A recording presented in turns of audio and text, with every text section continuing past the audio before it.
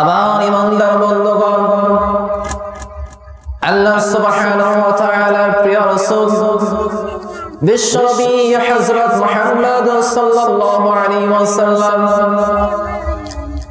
সাহাবায়ে কেরামকে সম্বোধন করে বলছেন, হে আমার সাহাবীরা, আরাআইতুম আই আখবিরুনি, তোমরা আমাকে বলো তো, লাউ আন্না নাহরান বিবাবি আহাদিকুম, যদি তোমাদের মধ্যে কারো বাড়ির দরজার সম্মুখ দিয়ে একটি নহর প্রবাহিত হয়ে যায়, ইয়াগতাসিলু ফীহি কুল্লা ইয়াউমিন খামসা, আর ওই ব্যক্তি ওই নহরের মধ্যে প্রতিদিন 5 বার গোসল করে, হাল ইয়াবকা মিন দারিহি শাইউন, তাহলে ওই ব্যক্তির শরীরে আর কোনো ময়লা দুর্গন্ধ অবশিষ্ট আছে নাকি?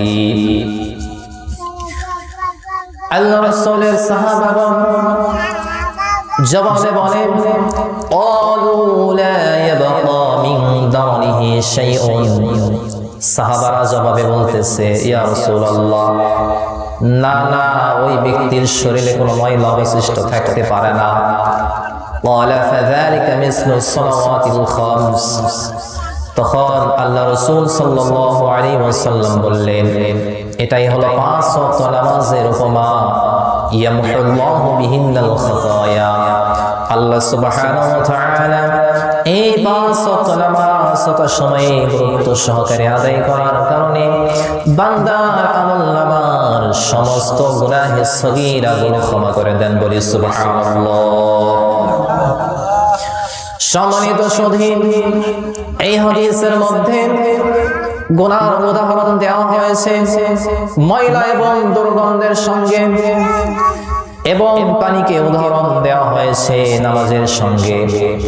যেমনি ভাবে পানি দ্বারা শরীরের ময়লা এবং দুর্গন্ধগুলো দূর হয়ে যায়, ঠিক তেমনি ভাবে নামাজ আদায় করার কারণে ওই বান্দার শরীরের সমস্ত গুনাহ খাতাগুলো আল্লাহ সুবহানাহু ওয়া তাআলা মাফ করে দেন, বলি সুবহানাল্লাহ। সম্মানিত সুধী, তিরমিজি শরীফের আরেকটি হাদিসের মধ্যে এসেছে, আল্লাহ রাসূল সাল্লাল্লাহু আলাইহি ওয়াসাল্লাম বলেন, সাল্লু খামসাকুম ওয়া সুমু শাহরাকুম ওয়া আদু যাকাতা আমওয়ালিকুম ওয়া আতিউ যা আমরিকুম তাদখুলু জান্নাতা রাব্বিকুম, জোরে বলি সুবহানাল্লাহ। আমার ইমানদার বন্ধুগণ, আল্লাহ রাসূল সাল্লাল্লাহু আলাইহি ওয়াসাল্লাম বলেন,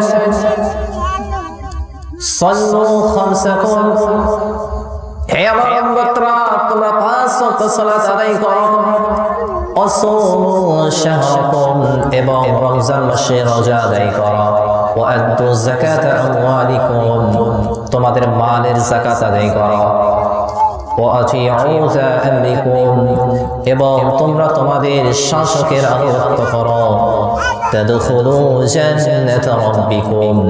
তাহলে তোমরা তোমাদের প্রভুর তৈরি জান্নাতের মধ্যে প্রবেশ করতে পারিবা।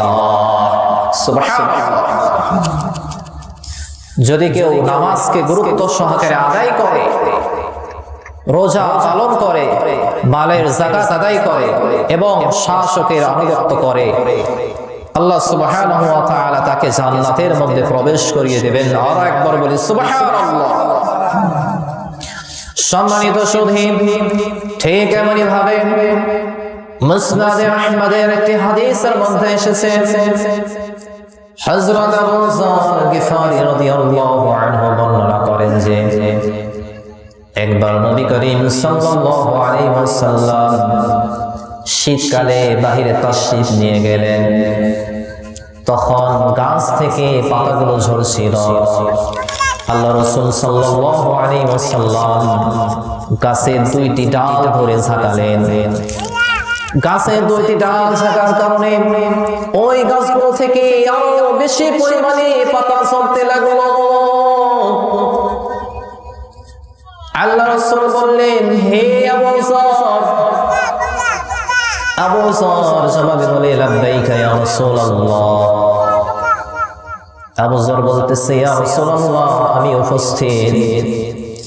আল্লাহ রাসূল সাল্লাল্লাহু আলাইহি ওয়াসাল্লাম তখন বললেন হে আবু যর ইন্নাল আবদাল মুসলিমা নিশ্চয় কোন মুসলমান বান্দা লা ইউসাল্লিস সালাতা ইউরিদু বিহা ওয়াজহাল্লাহ যখন নামাজ আদায় করে এবং এর দ্বারা একমাত্র আল্লাহ তাআলার সন্তুষ্টি কামনা করে ফাতাহাফাত আনহু যুনুবুহু তখন তার পাপগুলো এভাবে ঝরে যায় কামা তাহাফাত হাযাল ওয়ারাকু আন হাযিহি শাজারা যেমনি ভাবে এই গাছ থেকে পাতাগুলো ঝরে পড়তেছে বলে সুবহানাল্লাহ।